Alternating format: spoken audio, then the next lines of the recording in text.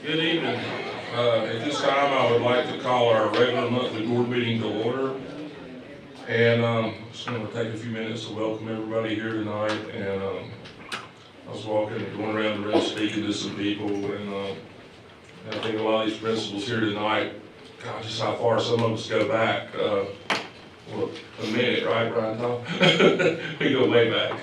But I just want to take a second to tell you guys how much we appreciate this. We had our accreditation last week, and we were talking like Randolph County schools. I guess we were bragging on them and talking about what makes it work. And I know you principals the last couple of years have it's been a little different, and wasn't really a book to go by. And we appreciate everything you guys have done to make it work. And we appreciate the teachers. It's been a lot of extra different work on them, and teacher assistants. I know a lot of you didn't sign up to get up early in the morning to drive a bus, and the shortage of employees in different circumstances have thrown a lot of people in a different situation than we would like to see.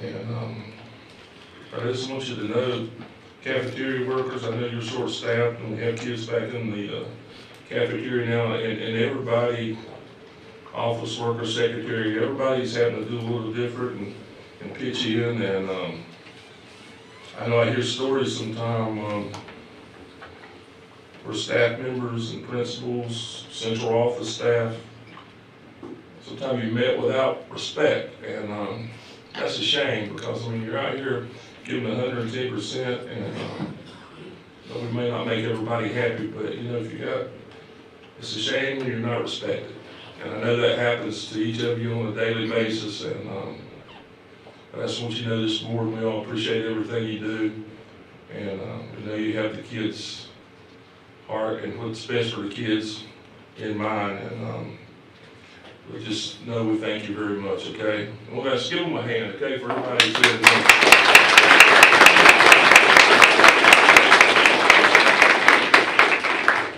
At this time, we got a few more months, we're getting back to normal, and we've lost a couple students in the last month.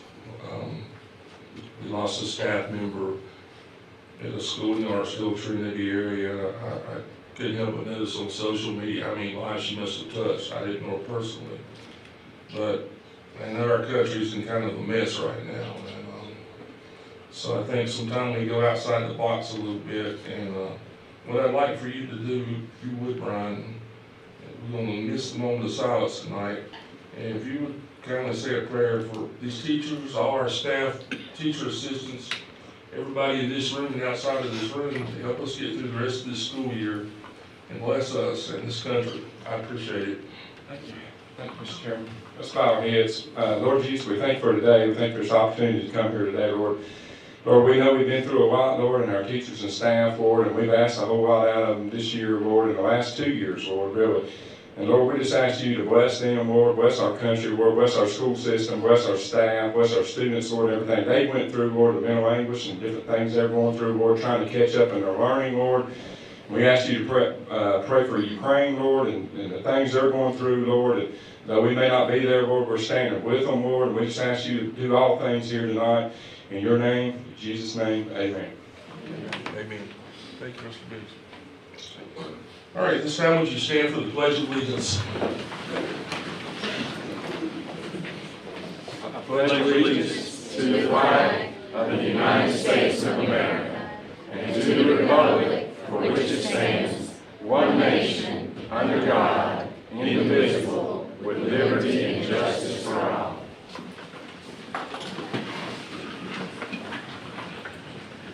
At this time, our Superintendent, Dr. Gaines, will share some comments. Thank you, Mr. Cook. Just want to share some things that have been going on in the school system over the last month. Just some different events, been a lot going on, but on February 23rd, had a chance to go to the Way to Grow event at Hopewell Elementary School and witness student-led conferences between students and their parents.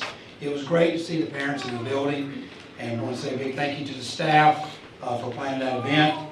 2 days later, we had some leaders from the North Carolina Department of Public Instruction who visited Eastern Randolph High School.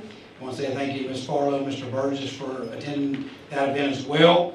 There were several presentations made about 5 big programs that were that are in our school system. David Cross did 2 of the presentations, one on the Metals Program and one on Apprenticeship Randolph. Tammy Abernathy did a presentation on Virtual Academy at Randolph. The school system's technology plan was presented by Sheena Creech, and I ended the session with a presentation about a 9-year facility upgrade repair plan. And we ended the day, it was a half-day event, and we ended the day by taking the leaders of North Carolina Department of Public Instruction on a tour of the metals facility that was opened in November 2018 at Eastern Randolph High School. We have 2 of, I think, only 12 metals facilities in all public schools in North Carolina. The other one has been at Randolph High School since about 1999. Thank you to Susan Chappell and her staff for hosting us for this event. On the 1st of March, I had a chance to read at Liberty Elementary School in Ms. Clark's 1st grade class and Ms. Fox's kindergarten class.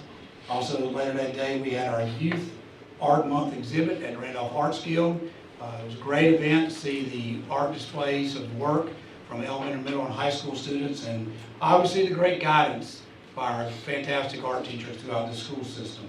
On the 3rd of March, I had a chance to speak to a community group, Leadership Randolph, as a member of a panel. Got a chance to talk about our school system, some of the members of our community who are in different areas of work and maybe not know as much about our system.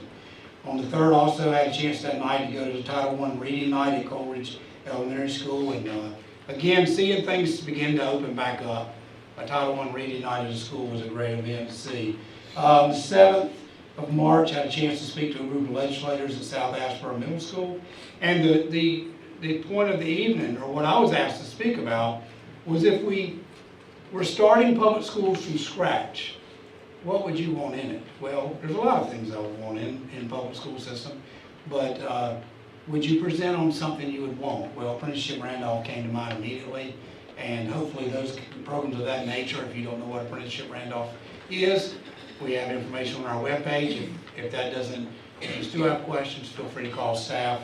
We will surely help you. It's a tremendous program. I had a chance to speak on that program that day, or that night. The next day, we had another great event called Randolph Next at Randolph Community College. We brought 12th grade students over to the community college and exposed them to different career fields that they may want to consider as they leave high school.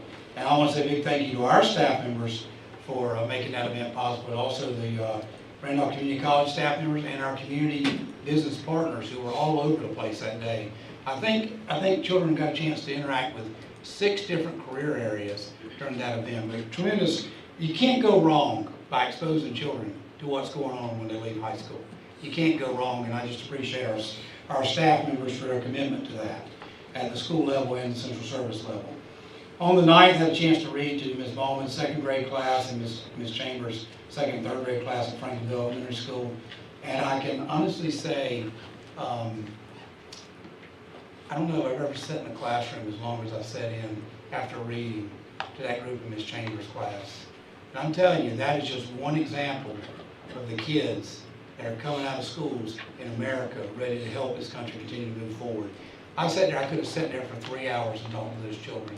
Some of them told me they want to be teachers. Some of them told me they want to be police officers. I usually try to spend a little bit of time talking to them, but that was probably the most prolonged time period. I'm sure I messed up the teacher's plan for the rest of the day, but it was quite enjoyable to listen to the children talk. On the 10th of March, another great event to come back in our school system, the Middle School Battle of the Books. I had a lot of staff involved. I want to congratulate Wheatmore Middle School for their success in winning that competition. And the next day, on Friday the 11th, we had a chance to have the Elementary School Battle of the Books competition, and Hopewell Elementary School was victorious in that event. Great event to see the kids compete, share information up and down the table when they're on the stage, seeing the teamwork of children. You see it on the athletic field, but there's teamwork all over the school system. And to see it in the academic arena is just exciting to me and to many staff members. Last Tuesday night, I had a chance to watch a band concert at Wheatmore High School, and want to say big congratulations to the students and the band director at Wheatmore High School, Chrissy Everley. Is that right, Everley? Chrissy is one of our former students. She took if I remember right, Eric, she was a band director in another system, and we were able to get her back with us as we've had many of our kids come back and teach and been very successful. Great event. And then last week ended was just fantastic display of just children respect and special events. On the 17th and 18th, we took our 4th graders to the Stephen Tanker Center in Greensboro. And about half of them went one day, and on Thursday, that was the day I went, and half of them went the next day. Overall, our school system took 1,139 4th graders to the Stephen Tanker Center. And you know, sometimes I get offended, I'll just be quite honest with you. When I hear kids talked about in public and it's not accurate, it bothers me and it offends me. And the Stephen Tanker Center was full of 4th grade students from Guilford County Schools, Ashford City Schools, and the Randolph County School System. And the level of attention they gave to that special event performed by the Greensboro Symphony and the amount of respect they gave was through the roof in my mind. And so I just want to say thank you to any staff members who were involved in that. Thank you to parents whose children went there, because our children obviously knew it was a special event and they took advantage of it. So very excited. Again, 1,139 4th grade students from our school system had a chance to attend that event, and hosted by the Greensboro Symphony. So, Mr. Chair, that concludes my comments from tonight. I also want to share with the board, I'll give you, before I forget tonight, I'll give you guys a calendar of upcoming events for the upcoming rest of the school year. It's been adjusted, so thanks for letting me share those comments. Thank you, Dr. Gannon. This time I would need a motion to approve the February 21st, 2022 minutes. So moved. We have a second. Second. All those in favor say aye. Aye. Opposed? Motion carries. At this time, we're going to move to our favorite time. Was this our second month? Having people back in the boardroom, recognizing staff and students, and that's what we're about. We're glad you're all back. So, Tim Moody, oh yeah, there you are.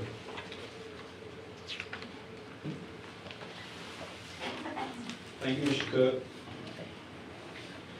Good evening to you and all board members, Dr. Gainey, our guests. We're going to begin our time of recognition this evening by recognizing the recipients of 2021-2022 Randolph County School System Endowment Teacher Grants. This grant program is made possible through a partnership with the North Carolina Community Foundation.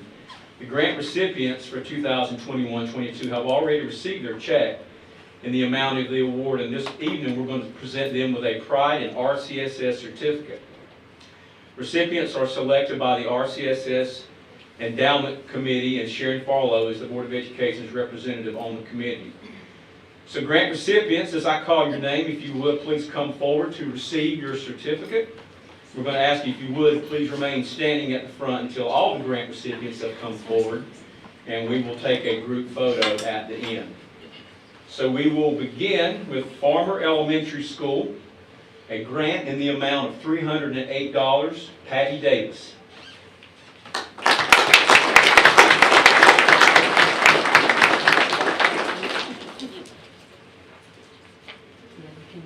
Also from Farmer Elementary School, a grant in the amount of $192.20, Yulia Skeen.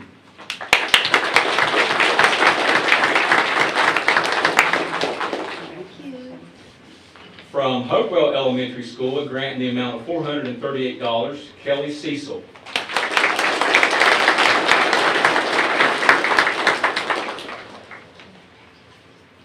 From John Lawrence Elementary School, $578 grant for Amy Bodenheimer.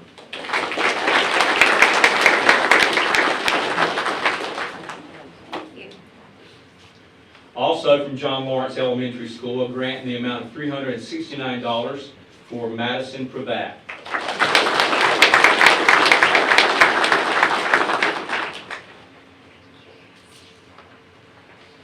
combination of Liberty Elementary School and Ramsey Elementary School, a grant in the amount of $425 from Megan Meisenheimer.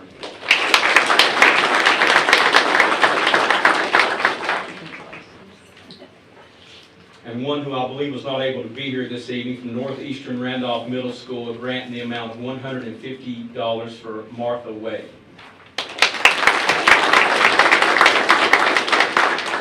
For Providence Grove High School, a grant in the amount of $600 for Melissa Tatum Issa. And Melissa is actually a Central Services employee.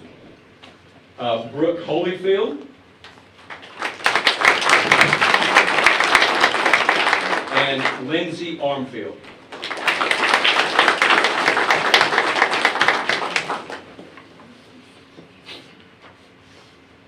From Randleman Elementary School, a grant in the amount of $472.24 for Crystal Malhotra.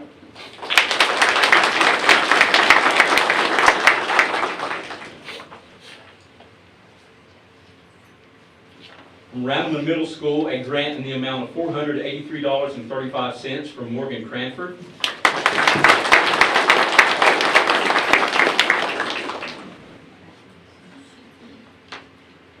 Southeastern Randolph Middle School, a grant in the amount of $413.08 for Allison McNamara.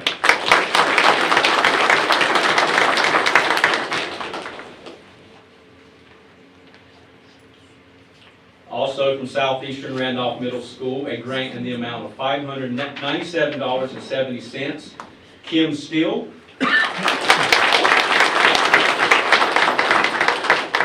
And Dr. Donna Coco.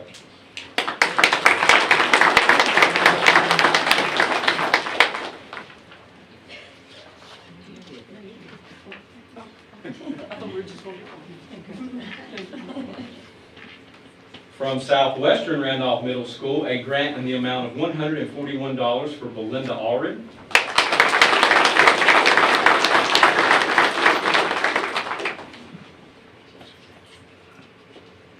From Trinity High School, a grant in the amount of $100 for Christine Groves.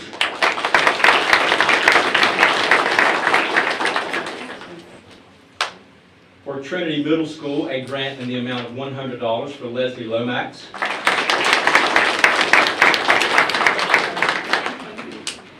Get a little crowded up here. From Uwharrie Ridge 612, a grant in the amount of $202.40, Elizabeth Cox. And finally, also from Uwharrie Ridge 612, a grant in the amount of $320 for William Villano. All right, if we can, try to form a couple of rows up here, and we're going to get some photographs if we can squeeze you in.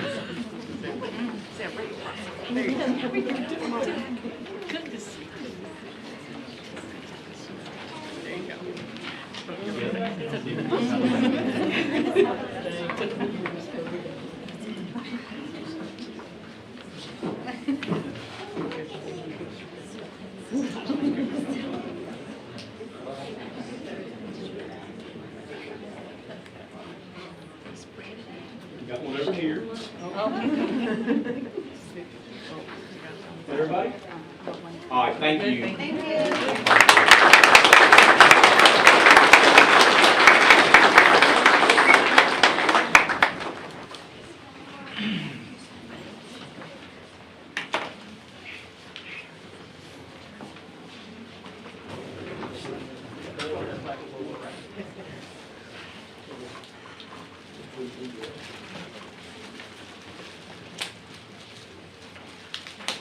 All right.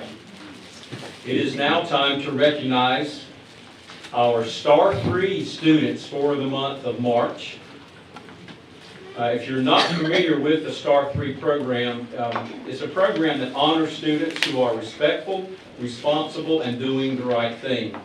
The criteria for selection could include being a role model for others, making positive accomplishments inside and outside of school, good attendance, passing grades in spite of obstacles, good behavior, and nomination from a faculty member. We want to thank the Courier Tribune for serving as our Star 3 sponsor for the 9th year in a row. They purchased the 96 plaques that we will hand out this school year. We are certainly grateful for their support. So now, for the presentation of the Star 3 Award, students, as I call your name, I'm going to ask you to come forward, and Mr. Culler here will give you a plaque, and then if you'll just remain at the front, and we will take a group photo at the end. And as these students come forward, if you're here in support of the student, you're certainly welcome to stand as they come forward. And we will give everyone an opportunity to take photographs after all of the students have come forward. So we're going to begin with Archdale Elementary School, 2nd grader Isa Khan.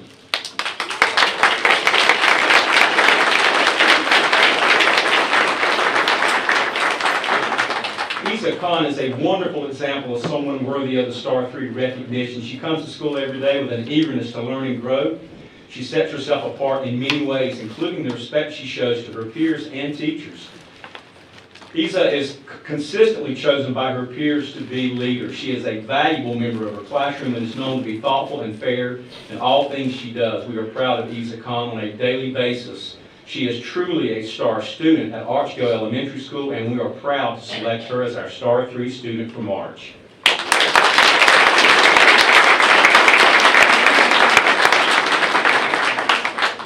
From Hopewell Elementary School, 3rd grader Alexis Muncie.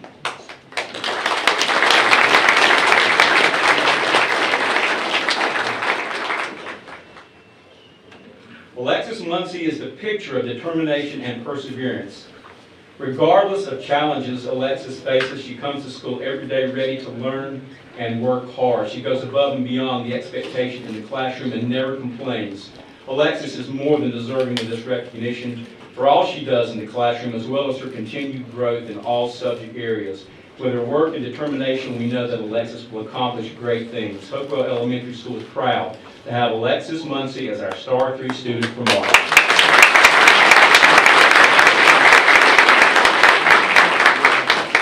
From John Lawrence Elementary School, 4th grader Ethan Bradshaw.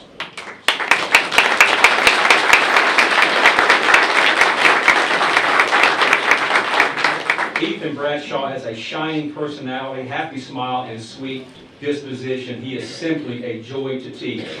There are many ways to describe his positive character. Ethan is kind and respectful to all his classmates, courteous to his teachers and other staff, and gives 100% each day.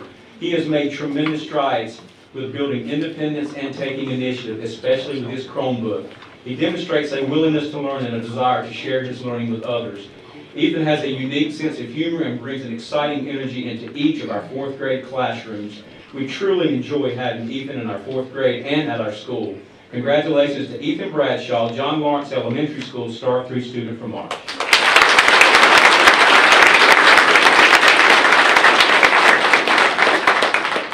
From New Market Elementary School, 5th grader Henry Fry.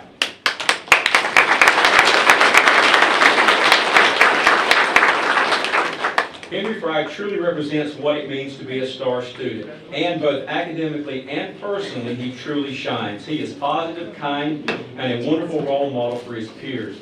Henry gives 100% every day, no matter the task. From unstacking chairs to assisting his peers on a math problem, he is constantly looking for ways to help and serve. Henry is creative, witty, and a quick thinker. He loves to be challenged, but can also gracefully learn from his mistakes.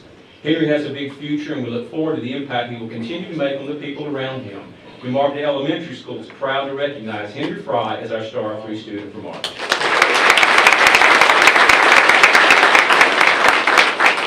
And our next student, my understanding is that she's not able to be with us tonight, but I will go ahead and read the narrative here for Abigail Mays. She's an 11th grade student at Randolph Early College High School. Abby Mays is a dedicated, responsible student who epitomizes perseverance and hard work. She arrives to class with a pleasant attitude and an eagerness to tackle the day's assignments. Abby approaches challenging chemistry problems with a positive, can-do attitude. She desires to fully understand the material and does not hesitate to ask questions. Her work is always thoroughly completed to the best of her ability. She is dedicated and steadfast, gives attention to detail, and desires to do things correctly. Abby did an amazing job serving as leader of our Service Learning Showcase team, helping to keep the team on task and focus. She's a great listener, values input from others, and makes sure all team members' ideas are heard and considered. She takes a similar approach when working on labs and collaborative activities. She's always willing to respectfully listen to her partner in class, and through productive conversation, she and her partner usually arrive at the correct answer and grow in knowledge and understanding through the learning process. Congratulations, Abigail Mays, Randolph Early College High School Star 3 student from art.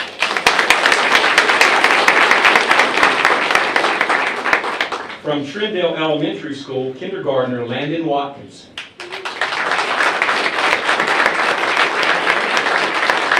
Landon Watkins exhibits many admirable character traits and is a great example for his classmates. He is exceptionally respectful, not only to adults, but also to other students. Landon is the first child in our room to volunteer to help his friends in any situation. Whether there is a challenging math problem, an unknown word, or a spill of any sort, Landon is first on the scene and eager to assist. He is also an enthusiastic encourager of his classmates, cheering them on in their own successes. Landon is genuinely happy for them. In truth, he is simply a genuine child, one who is always ready to help others any way he can. Congratulations to Landon Watkins, Trindale Elementary School Star 3 student from art.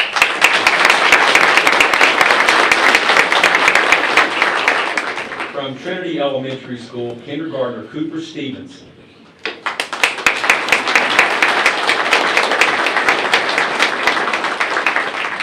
Cooper Stevens works hard every day at school, arriving ready and excited to learn. No matter what is going on around him, Cooper has a smile on his face.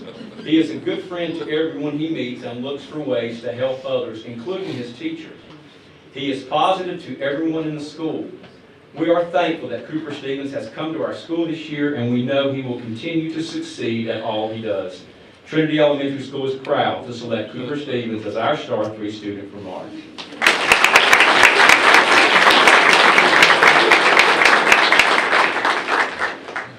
From Trinity High School, 12th grader David McUpson.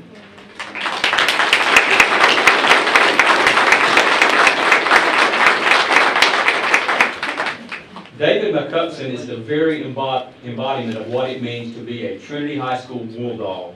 There are really not enough positive adjectives to describe David and what he means to the THS community. He is a high character, team first, student athlete. Every bit of David's growth in high school has come from his ability to listen, ask questions, and put in the work necessary to excel. In recent years, he has been unafraid to get involved and be a voice for the spirit of the THS campus. He exemplifies what it means to lead by example and accepts all challenges while never backing down in times of adversity. This attitude has propelled David to become a stellar role model for young people and a state champion wrestler, and we will recognize him later in the program tonight as a state champion wrestler. Congratulations to David McUpson on being selected Trinity High School Star 3 student from art.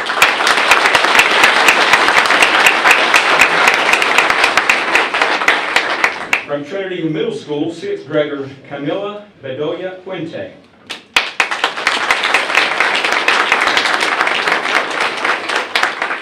As we complete the first year at Trinity Middle School, we reflect on what it has meant to be a TMS bulldog. Commitment, hard work, and caring for those around us. Camila Bedoya Puente is a perfect example of the TMS student. She is a hard worker with a quiet disposition and is willing to put in time and effort to make sure she grasps new skills and concepts. She has taken a leadership role in helping a new student who is a new English speaker. Camilla has been a peer teacher and guide for this new student as she becomes adjusted to life in Randolph County. Camilla never complains and is appreciative of all the new knowledge she is gaining as a new middle school student. We're proud to recognize Camila Bedoya Puente as Trinity Middle School Star 3 student from art.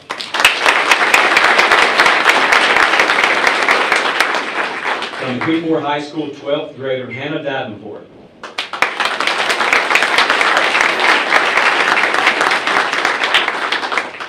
Hannah Davenport is very outgoing, responsible, and energetic, and always is willing to help others in any way she can. She's always smiling, laughing, and exhibiting joy. Not many seniors arrive at school early to volunteer, but Hannah does so to offer extra help with our occupational course of study students. She is patient and loving with these students, understanding they have unique learning needs.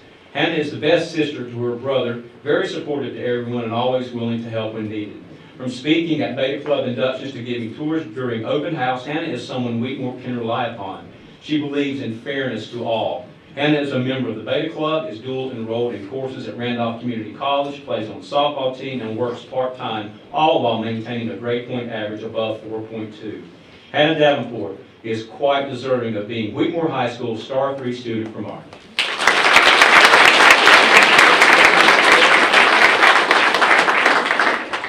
And finally, from Wheatmore Middle School, 6th grader Brianna Lawrence.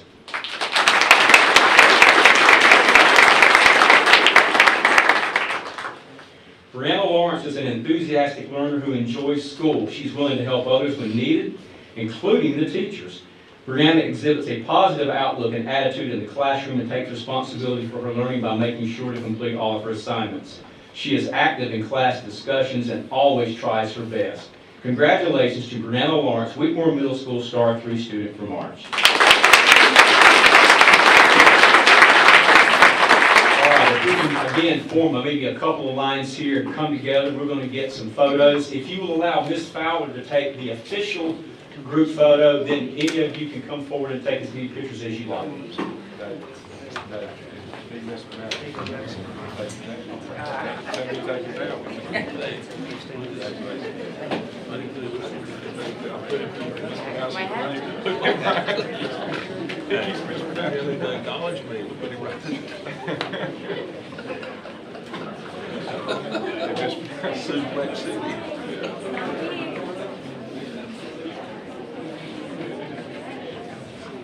Get them?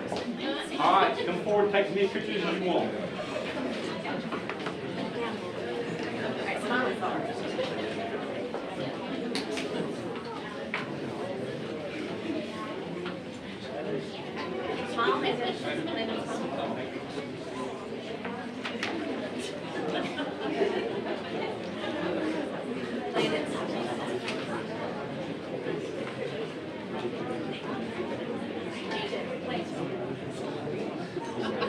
Put it down a little bit.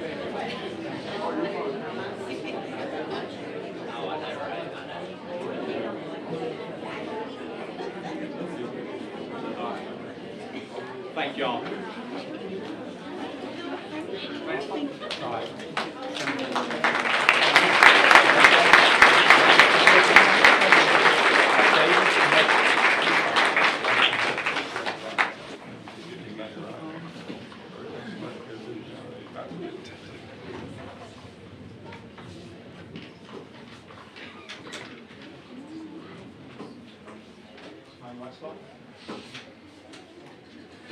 All right.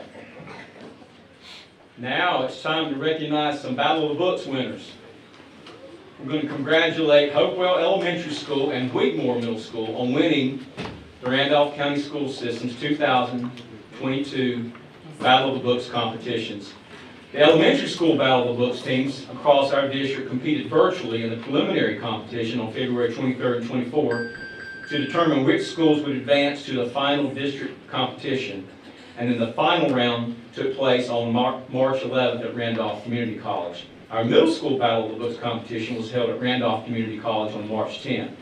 As our district winner, Hopewell Elementary School advances to the regional competition at Cornerstone Charter Academy in Greensboro on May 7th, and Wheatmore Middle School will compete in the virtual regional middle school competition on April 7th. So at this time, we're going to recognize the coaches and the team members from these winning teams. And as I call your name, as we saw the other groups do, please come forward.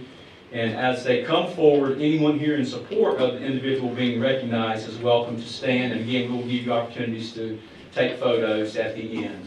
We'll start with Hopewell Elementary School. The coaches are Kelly Cecil,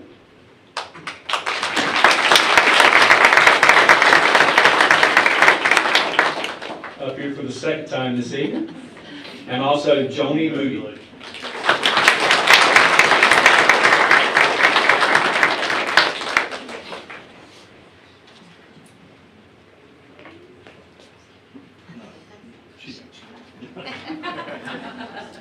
All right, the team members, Marisol Barantes Arias,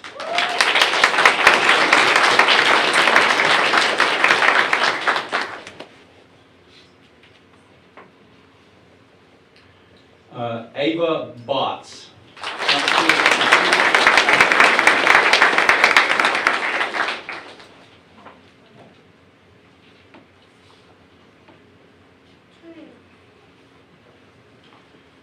Walker Hines.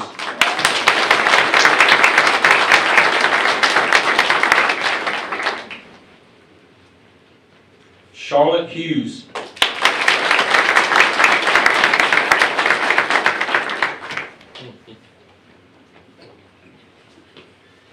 Jacqueline Ingram.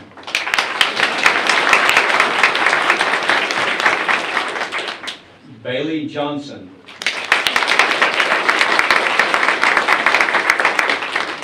Alex McNamara.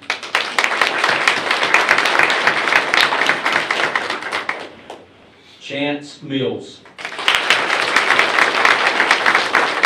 And this one I don't believe is here, Nathan Whitten.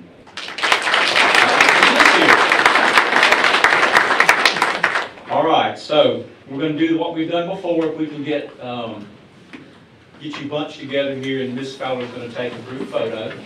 I'm going to get this out of the way again.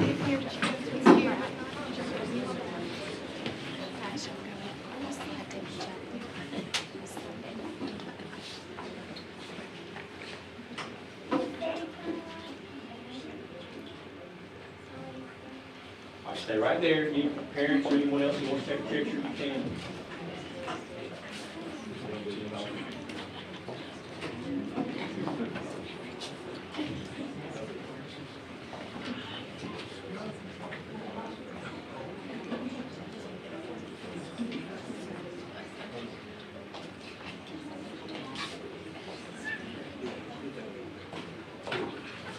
All right, here we go again. Congratulations, well done.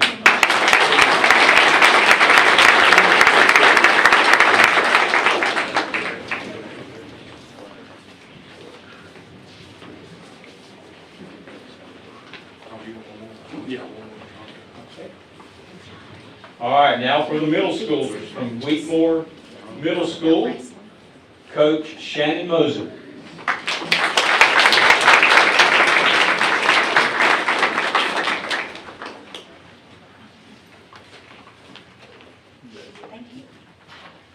All right, team members, Katie Buckner.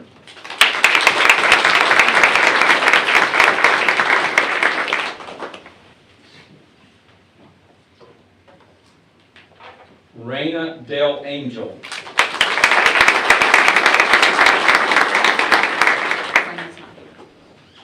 Caden Honeycutt. I think the next one's not here either. Darlene Lee. Correct.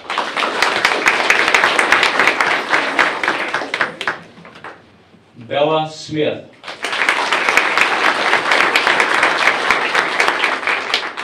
Jenny Thompson.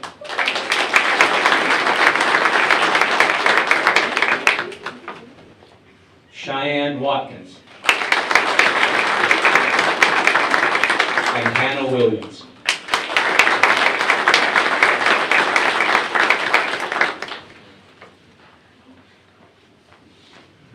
All right, photo time.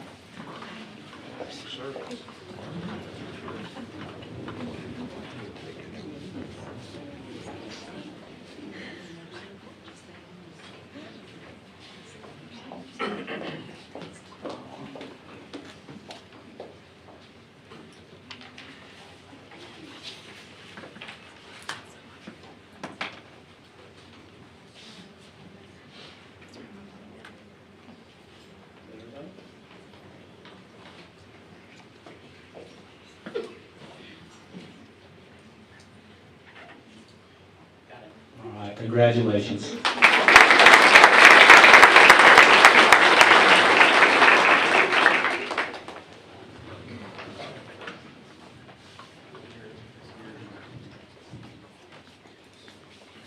All right, our final recognitions for the evening. We're going to recognize some wrestlers. At the North Carolina High School Athletic Association State Wrestling Tournament at the Greensboro Coliseum on February the 18th and 19th. We need to recognize the Randolph County parking lot champions first. Oh, we won those here about, what, 2 years ago? Right out of the parking lot. I don't Just even- thought it'd be I don't even know what to it say. showed No face. words, no words. Tim has no words. Yes, okay. He's speechless. All right, moving on. All right. I'm not sure I can recover from that. At the North Carolina High School Athletic Association State Wrestling Tournament at the Greensboro Coliseum on February the 18th and 19th, we had a wrestler from our school system who won a state championship in his weight class in the 2A classification, and we had 3 other wrestlers from our school system who placed in the top 4 in the state in their respective weight classes. And tonight we're going to present a Pride in RCSS certificate to these 4 student athletes. So wrestlers, as I call your name, please come forward. And as they come forward again, as you've seen earlier tonight, anyone here in support of these wrestlers is welcome to stand. We're going to begin with our state champion, and this time I'm going to try to pronounce his name correctly, in the 138-pound weight class from Trinity High School, David McCupson.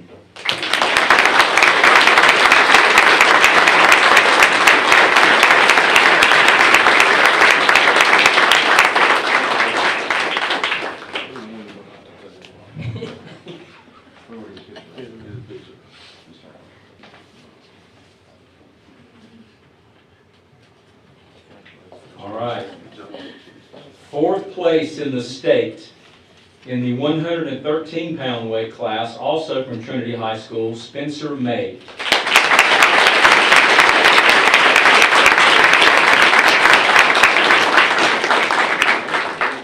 Can you hear me better? Yeah. Okay. He said, yeah. Good job. Good one.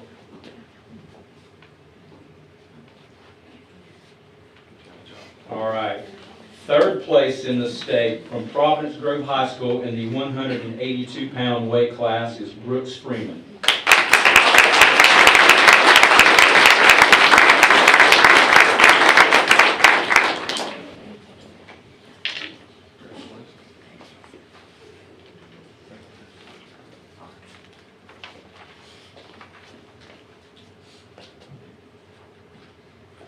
And finally, 3rd place in the state in the 195-pound weight class from Southwestern Randolph High School, Clay Sugg.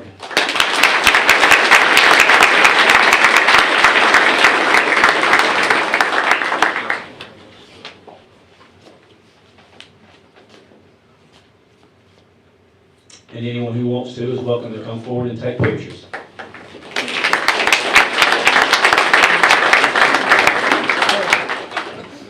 You gotta have a little slide that way. You gotta have a little. Thanks, sir. Crowd was a little stiff. At least we got a team. That was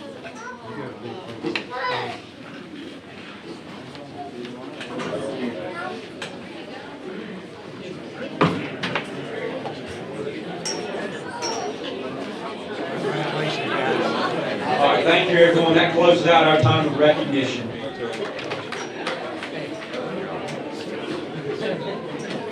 Congratulations, guys. I'm gonna rest my nerve.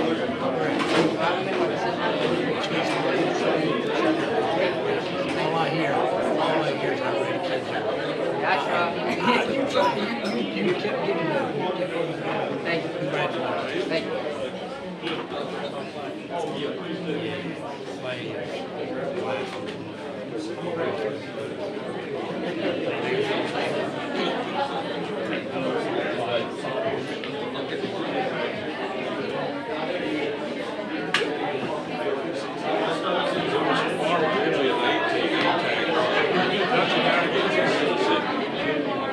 He came by the other day. Chapel Hill. On his PET scan, they showed him CT scan. So he come back in 6 months. Yeah, hey, real quick. How's it going? Hey, you gonna be out there Thursday? I am, I'm gonna come. All right, I told Travis today, I said I'm ready for Oreos and funnel cake. You know, that's what I've been waiting You still got the on. lemonade? It's good, we got lemonade. That's the best. I wanna just, Excited about it. That's I'm all- actually our first gig of the year.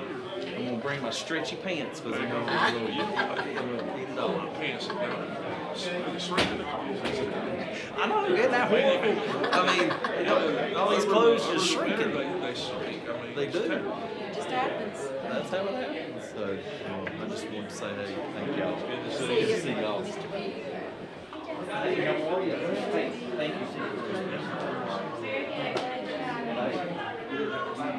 It's so funny when they just get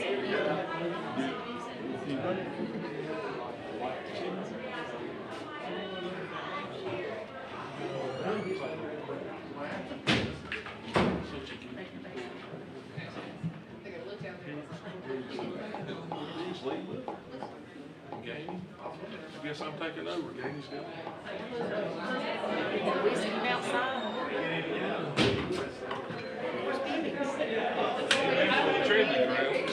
We lost two. Pens and cards. Pins and cords. Yeah. I got balloons. Stickers. He's handing it for Here.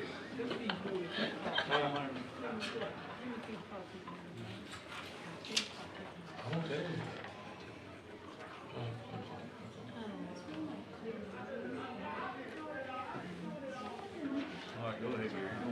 Larry, would you tell Biggs he can't be passed out cards out there?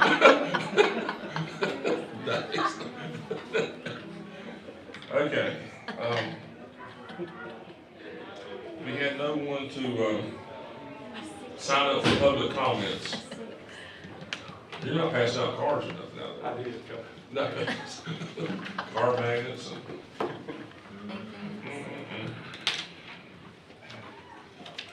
Okay, so moving on to the information items with Dr. Gainey. Okay, we need to make a motion. Need to make a motion to approve the meeting agenda. So moved. We have a second. Second. All those in favor say aye. Motion carries. Okay, board members have several gifts for you tonight. First gift is to Liberty Elementary School on February 22. Dan Albright Johnson made me aware of a $500 gift from Destiny Heaven Ministry to her school to be used for the clothing fund for children in need. I accepted this gift on February 23rd, and it's an information item since it's $5,000 or less.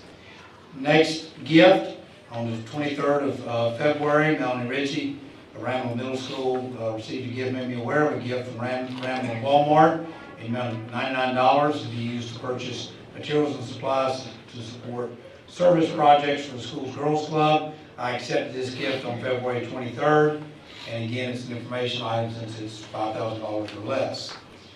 The next gift was on February 18. James Johnson, principal of Southeast Randolph Middle School, and where his school has received 20 copies of the book entitled Toughness by Jay Billis. Total value of the gift is $400. I accepted this gift on February 20. And again, it's a information item due to being $5,000 or less.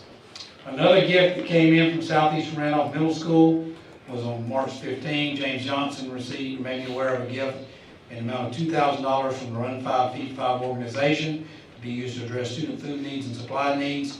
I accepted this gift on the 15th of March, and being $5,000 or less, it is an information on it. On the 23rd of February, Michael Kreider, principal of Southwestern Randolph Middle School, sent me an email with several gifts included. The Duke Energy Foundation sent this school a gift for $84.84. No restriction on the use, so they have flexibility on what to use the money for. And also, the Randolph County Farm Bureau Incorporated donated $100 to the school to be used for FFA t-shirts. I accept these gifts on behalf of the school system on February 23rd. And both of them are information items to be $5,000 or less. Wheatmore Middle School notified me, Bruce Carroll, on the 16th of February, his school received $868.44 from Kevin Jordan from Lowe's Foods in Archdale. And again, it's not restricted, it had no restrictions on its use. I accepted this gift on the 17th of February, and it is information item due to be $5,000 or less. The next two items came to the school system. One of the first item is March 7. Brooks Johnson, Director of Exceptional Children's Services, made me aware of a donation from Bartimaeus by Design Incorporated, $500 to be used in support of the employability seminar that will be held by our school system on April 19. I accepted this gift on March 11. And again, information item due to being $5,000 or less. And finally, on the 15th of March, Sheena Creech, Director of Digital Teaching and Learning, made me aware of a donation from Randolph County Farm Bureau Incorporated, and the donation was one copy of the 2022 American Farm Bureau Foundation Agricultural Book of the Year. It's entitled How to Grow a Monster, written by Kiki Thorpe and illustrated by Barbara Bongini, to be placed in each elementary school media center in our school system. Total value is $203.15. And again, I accepted this gift on March 15. And it's an information item due to being $5,000 or less in total value. So board members there, those are the gifts, information items, gifts. I do not have any gifts that would need action tonight.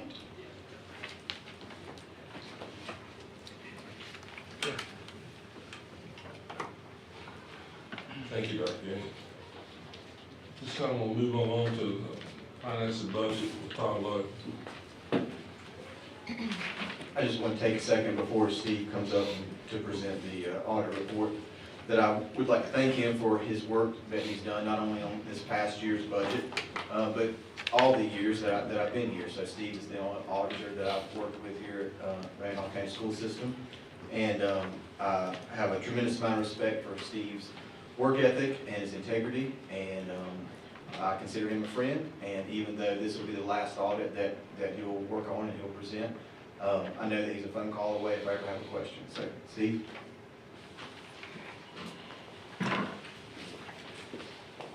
Wide clear room. You finally retired? Not yet, but I'm I working. think when I talked to you, you told me you had a couple of years. Well, Tracy, you know how it is when you get old. Everything slows down. The old time. Yeah. No, I've really enjoyed working with this school system for the last 25 years, either as a staff accountant on the job with another in charge, or me being in charge of the audit itself. And y'all had great finance officers to work with, great finance department, does a great job. And rarely do I find anything wrong, as is this year. Have all you got a copy of the financial statements with you? If you turn to page 13, Yeah. you'll find Exhibit 3, which is the balance sheet for all governmental funds, which includes the school system's general fund or your local current expense fund. Cash and cash equivalents for all governmental funds of $10,989,424 is up from the prior year by $3,095,602, or 39%. The due from other governments of $7,520,201, which consists mostly of grants owed to the school system and refunds that you will receive of sales tax receivables, is up $336,000, or 4.6% from last year. And most of this increase is due from the reimbursements of the money that you're going to be getting from Randolph County for the construction of the new Trinity Middle School. Accounts receivable of $119,803 is down 31% from prior year. Inventories of $713,835 are down 12% from prior year. Overall, your total assets of $21,437,159 increased $3,285,575, or 18% from last year. The next section of the balance sheet is liabilities, earnings, resources, and fund balances. The total liabilities of $7,878,335 increased a little over $408,000, or 5% from last year. This is due mostly to construction payables at the end of the year for the Trinity Middle School. Your Your total fund balance, next section down, for all governmental funds of $13,372,214, of which the local current expense fund is included, increased from the prior year by $2,846,273. Now, some of this fund balance is restricted or is in non-spendable form, as you can see on the balance sheet.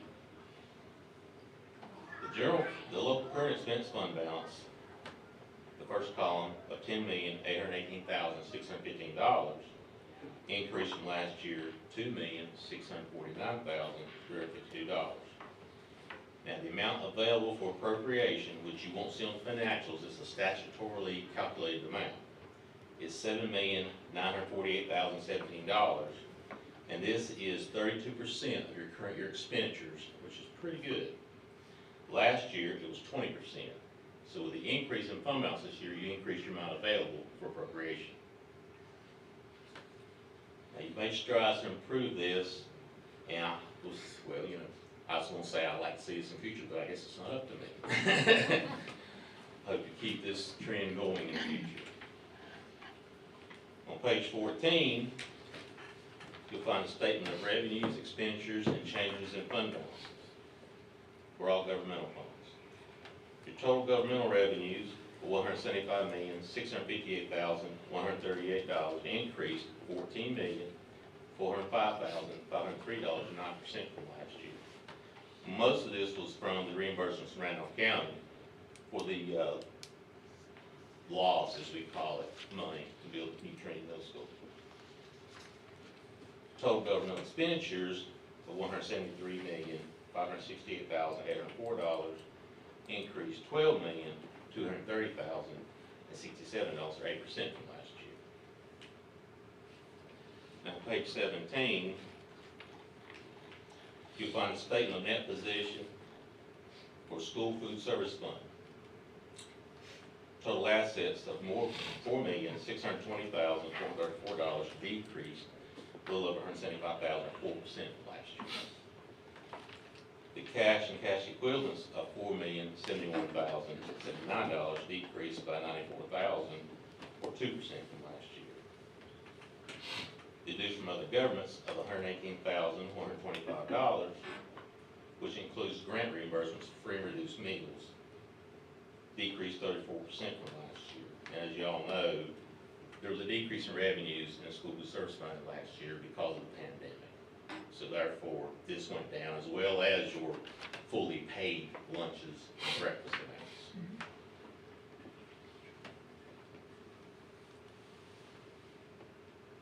The inventories of $231,975 increased a little over $42,000, or 22% from last year.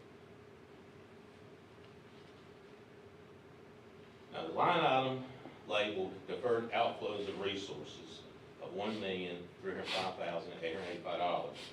This represents the contributions that you, the school system, made to the retirement system for the employees of the school food service fund. And this will be amortized off in future years.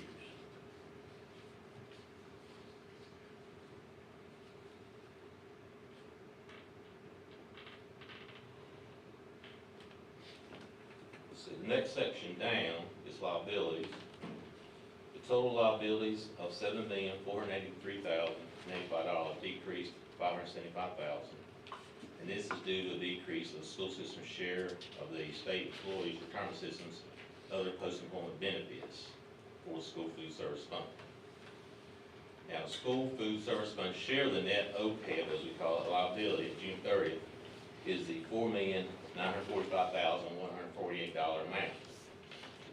That decreased from last year.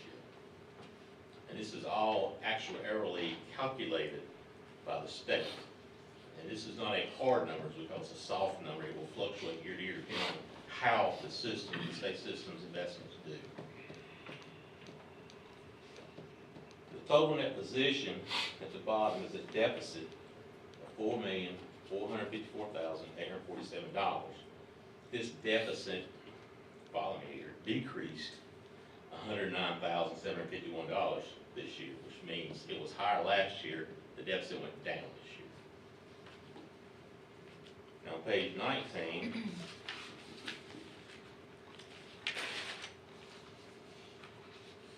is a statement of revenues, expenses, and changes in fund acquisition for the school food service fund. The operating revenues of $276,724 decreased significantly from last year due to the reasons I stated previously. The operating expenses of $6,520,163 decreased $1.6 million, or 20%.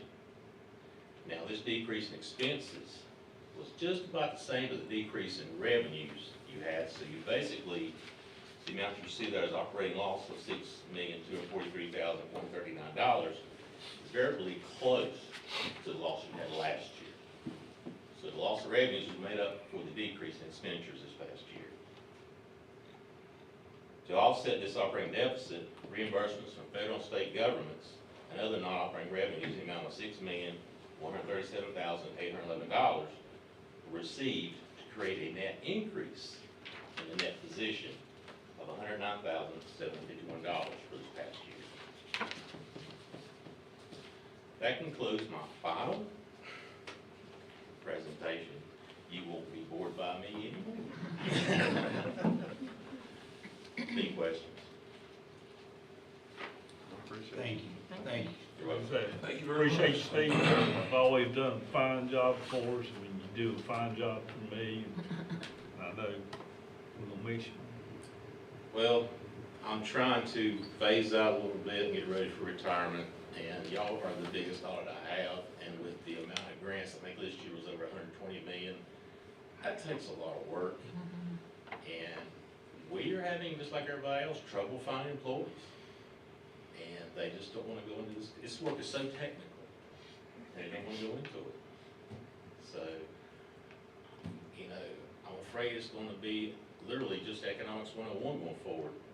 There's the same number of audits to be done in this state. Less of us doing it, price is going to go up. Thank you. Thank you, Steve.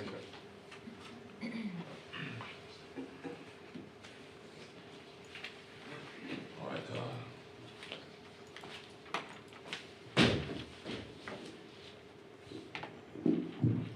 All right, board members, so tonight we have 6 contracts that are in the amount of more than $50,000 that I would like to present to you for information per Board Policy 6420.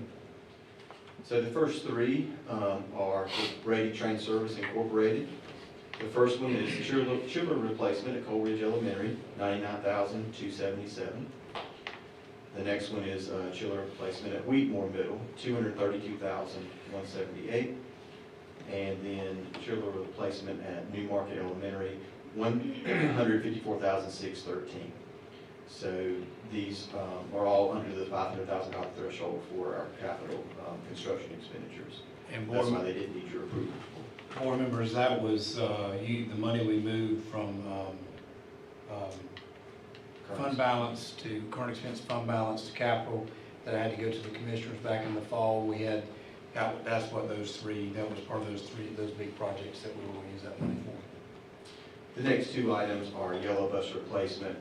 These are state contract vendors, and actually all we're doing here is we're issuing the purchase order. The lease payments come from the state. We issue the purchase order just to get the order on record, and then we'll cancel the POs.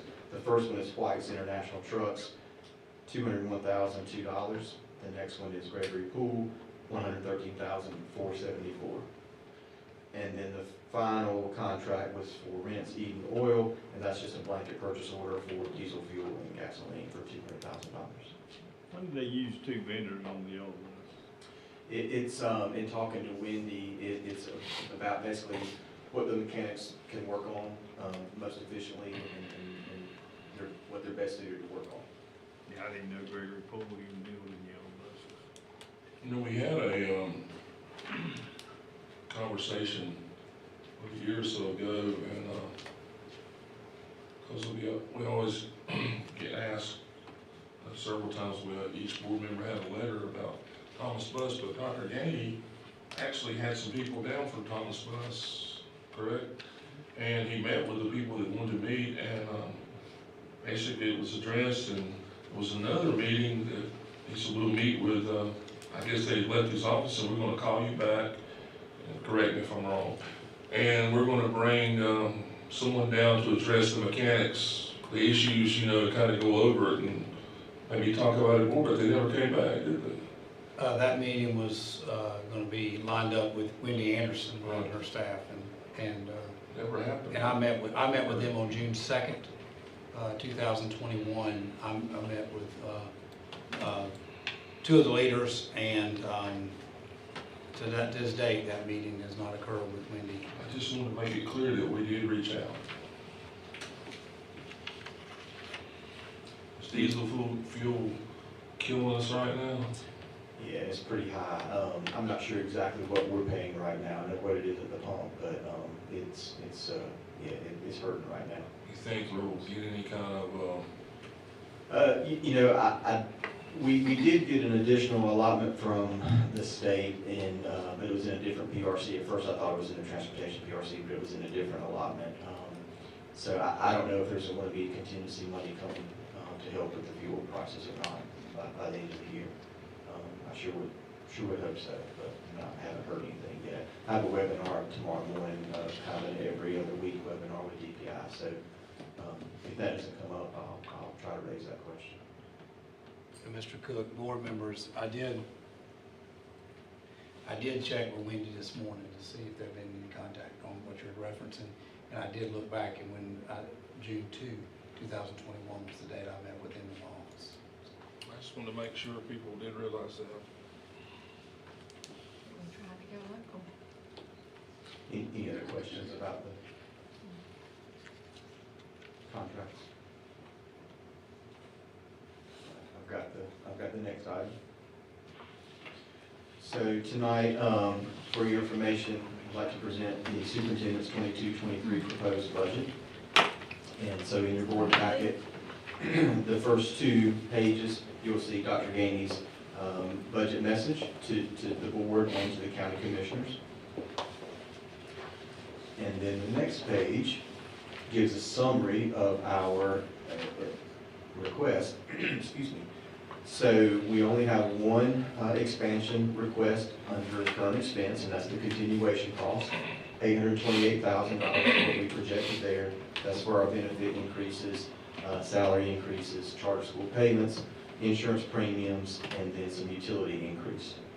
And then under the capital outlay budget, we have the one request for an additional $100,000 for the 9-year facility upgrade repair plan.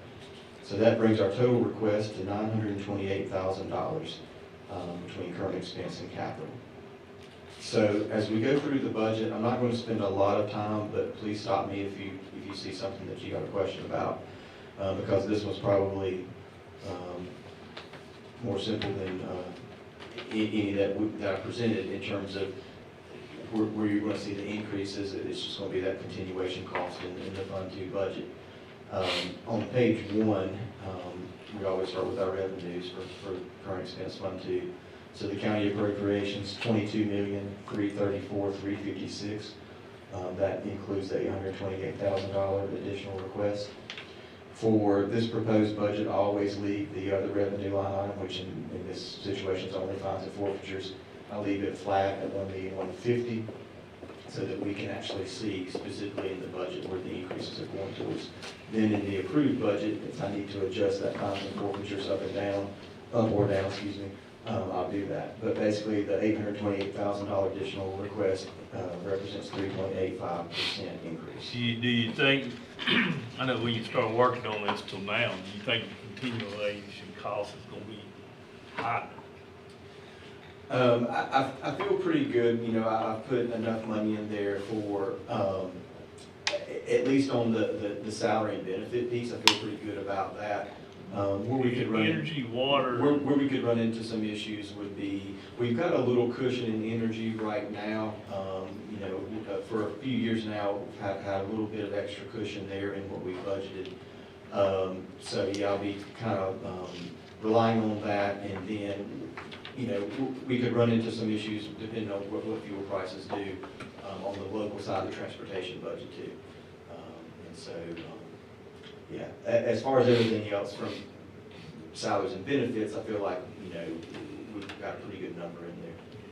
That's that bottom bullet point, is the only thing I was, Yeah. in fact, I know my fuel cost, the fire department's Yep. double.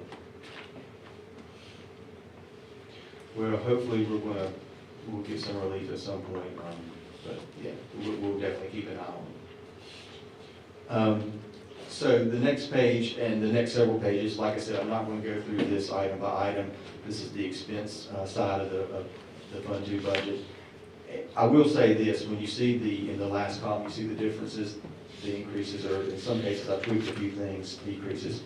When you see, like on that first line item, scroll, yeah, there you go, the teacher supplement, we're not requesting an increase in the teacher supplement in the rate, but remember, anytime salaries increase, I've got to throw a little bit more money into your supplement line item since it's a percent based on a percentage. So just because you see money in there, that's all kind of built into that continuation cost. We're not requesting a supplement increase this year. We've had great success with that over the years, but we're holding off on that one for now. But anyway, I just wanted to make that. Everything else you're going to see FICA, retirement, and insurance and salary increases. So as we go through here, page 3, most of that is central office administrative increases for salaries and benefits. Page 4, we've got some substitute costs, some non-instructional support costs, principal and assistant principal supplements, adding a little bit more money there. Page 5, some instructional support areas, and then some benefit areas in the bottom half of that section. Page 6, we see local transportation, and like Tracy was referring to, that's where we might have to tweak it a little bit when it comes time to approve a final budget in July, August, September, whenever that may be. And then page 7 is the last page of the current expense Fund 2 budget. And you see at the bottom there, page 7, the $23,484,356 proposed. The next page is our capital outlay revenues. The first line is just our regular appropriation, which we're not asking for an increase there. $2,159,071 is what we received this year. We'd like to see that held flat, and then on the what the county calls the construction capital, there's the $950,000 request, which is $100,000 more than this year, and then the $100,000 is our in-house activity bus program in-house revenue. So the extra $100,000 from the commissioners would represent 3.32% increase. And board members, that's the money that's there for the 9-year plan. That's where we pulled the 9-year plan money from. That 950 or 850 as it is right now. Yes. The next page, there's one page of capital outlay expenditures, and we just shifted some of those dollars around to represent what we would hopefully be working on next year with the additional funding. Page 10, 11, and 12 would be the child nutrition program or the school food service. So page 10 are the revenues. Once again, Emily and Kelly have tweaked the revenue numbers to represent what they feel like next year will look like. At the end of this school year, I kind of call it the emergency feeding, but is it summer or emergency, or is that the same thing? That program is set to expire due to the pandemic. It's set to expire at the end of this year. So we've tweaked the revenue numbers a little bit. But looking at a total projected budget of $12,197,572, a $1,570,072 increase. As I've said before, I pretty much say it every year when I present the way Kelly and Emily do their budget. They cushion their budget a little bit with fund balance. Hopefully, they won't go into fund balance that much, but they go ahead and appropriate it in case they need it. Pages 11 and 12 are the expense line items for the school nutrition budget. At the bottom of page 12, you see the $12,197,000 total. Do you have, I know Kelly would know the answer, what were, I guess 2 years ago, what was the price of school lunch when they were paying for it? You remember? $2.30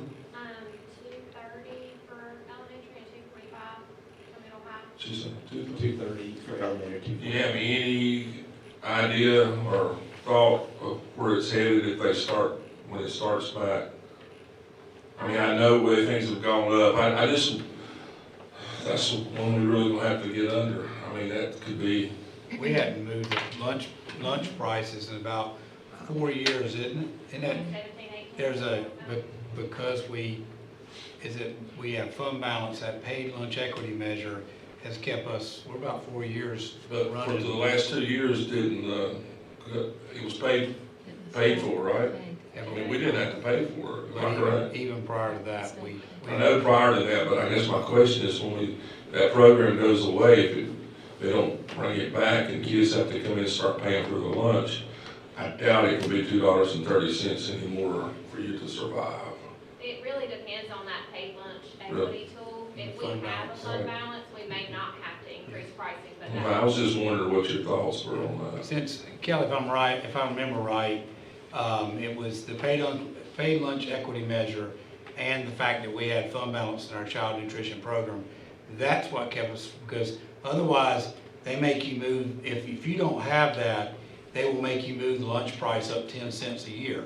No, I mean, we don't really have any control of that, but because of the fact that we paid lunch equity measure was in our favor and the fund balance, we had fund balance child nutrition, that's what protected us. So that'll be, unless they change the rules, that'll be a play again. But Kelly, could it be, I guess the thing is if we were not in that situation, they could say it's no longer a 10-cent bump, it's more.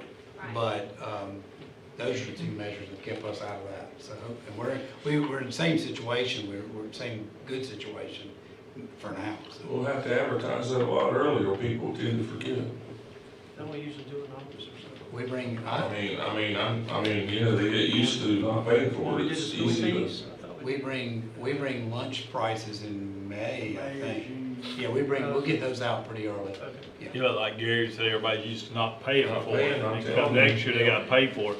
It wouldn't hurt to put that out there, you know, when you start school next Yeah, year. it's gonna be a different thing. A lot of people got used to not paying their rent, not paying their power bill, and it catches up with you on the, you know. I have a rent house, I live through that.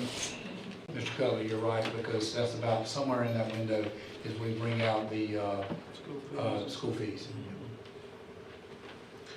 Okay, page 13, AT tax budget, revenues, just projected conservatively, current year, $2.4 million, prior year, 16,000, sorry. Tuition payments and a little bit of interest, so total budget projected for AT tax, $2,514,000, a $21,700 increase. Page 14, you see some expense line items there, supplements, athletic expense, some coaching supplements. In parentheses, I always put the projected ADM for the schools. You'll see that on the coaching supplements and the athletic expense for the middle schools and high schools.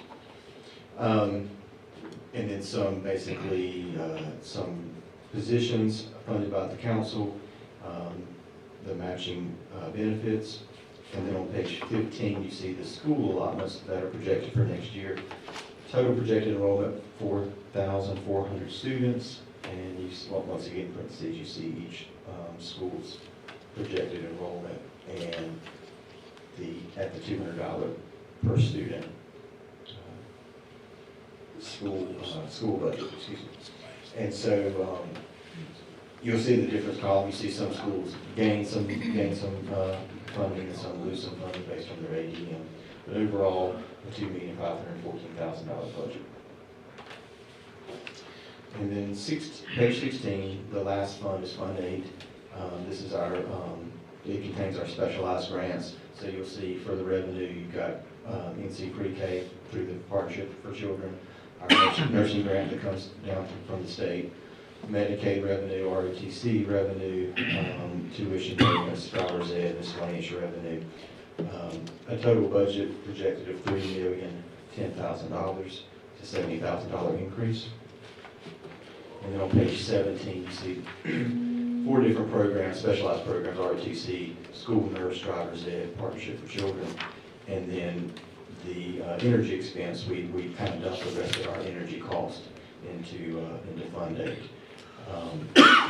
So that concludes the proposed budget, and then the next page, there's one more page, as we're required to present to the commissioners, or share with commissioners the proficiency scores for 2020, 2021. You see those listed there. I'll answer any questions you have about the proposed budget, and then I'll plan to bring the budget back to you at the April board meeting for an approval.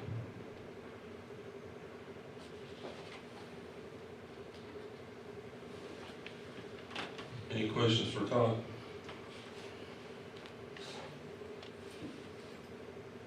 Can I ask, I don't mean to put you on the spot, but Kelly, while you're here, I want this, where you slip out, I know today parents came back in to eat with kids and all.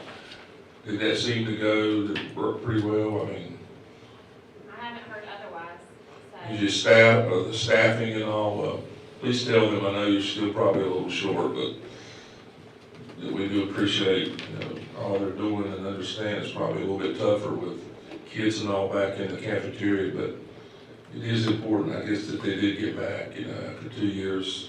I didn't think about it until some parents told me, wow, my kids, first time they've been in a cafeteria, and that's pretty cool. But there's something that, and I just, maybe an opinion on this, my opinion is like, I know it happened at some schools today, some people mentioned it to me. I think when you go eat with your kids as a parent, it kind of bothers me that you have kids sitting there, they're eating, they may have brought something from home or something, we don't know what, some of them's probably, you know, their lunch, and when parents come in, they bring like Zaxby's pizza, they bring a big spread, and you've got the other little kids beside them. I don't like that. If I go to McDonald's, I don't take Burger King, you know. I go in I think and some schools don't allow it. I don't like that. I mean, that's just something that, I mean, I think that's simple. If you're coming to eat with your kid, you ought to eat with us. I mean, I just got old people's idea on that. I mean, I don't mind being a bad guy. I just think that's right. It's just my opinion. I don't know if anybody else has got one, but I know it happens. I don't mind taking the fault for that. I mean, you know what? You go to Longhorn, you don't take Do we have a policy? Outback. Do we have a policy, or do you? No, I think it's each school. Am I wrong in thinking that? Yeah, It's I all think it's each school-based, school. it's This is all school-based. Mhm. I want to be a tough one, but I just don't agree with it. I'd like to see it across the board that, you know what, you eat with us. I mean, you're getting to come to eat with your kid. I mean, you think that's wrong, Elizabeth? I mean, that's just a thought. What do you, I mean, I don't know. Is that too much? You're suggesting making a policy change right now? No, I'm just suggesting that's something we might want to look into. Okay. Yeah, we can look at it. I don't have a legal opinion. I mean, if on some that schools now. do it, I mean, I like, I mean, What, Different schools. does anybody think like what me? do other school systems do as far as outside? I've never heard of someone having a specific policy. That's usually a principal's. I mean, I don't mind, I mean, it wouldn't have to be a policy, I think it would be more of a courtesy. I mean, I wouldn't push to stop it, but I don't know. Do you guys think that's silly, you thinking that way? What do you think, Brian? Well, I don't know, like I said, I think we need to have. I mean, it's not a big deal to me, I just think, I'm We just say we don't thinking need a policy, but I do think things need to be the same at every school. I mean, I don't know where it's different. I mean, I don't know if they do it, I had a couple tell me that today, and they just asked my opinion of it, you know. My opinion may be different, and it probably is different. Don't ask if you don't want it. All right. Not getting anywhere with that one, so I'm gonna be quiet. I don't know. You know, I don't care, but you know, you sitting there, kid. you want them to come to our school and support our Yes, support our cafeteria. school, I you know. agree. I agree. And I think if you come in with a little pizza and you got the little kid sitting here that hadn't had a pizza in 6 months, you know, that's kind of sad. I'd love to have a pizza, you know, that's all I'm thinking. I mean, I don't know. Get in there, you're gonna say, everybody today, you eat peanut butter. All the principal would have to do is when he made his calls on Sunday, say, you know what, we appreciate when you come to eat your kids, you know, think about eating with us. We'd love to have you try our food. You know, I'm not saying you have to hold them to it, but you know what? An adult lunch costs a little more, don't it? I mean, probably. Yeah, that's the thing, That's- if you make it a rule, you gotta make sure Yeah. somebody's on top of it and it stays consistent, and that's hard to do. It's just a thought. All right, I'm finished. If I go out with eat with my grandchildren, I'll eat in the cafeteria. And I can, Okay, Mr. Brinkley. tomato soup and blue cheese used to be the best days. Some school lunches are good. Good evening, board members. At our October meeting, we discussed the Braxton Craven School and the options for the property. We also discussed board policy 9400, sell, disposal, and lease the property to a private party or the Board of County Commissioners.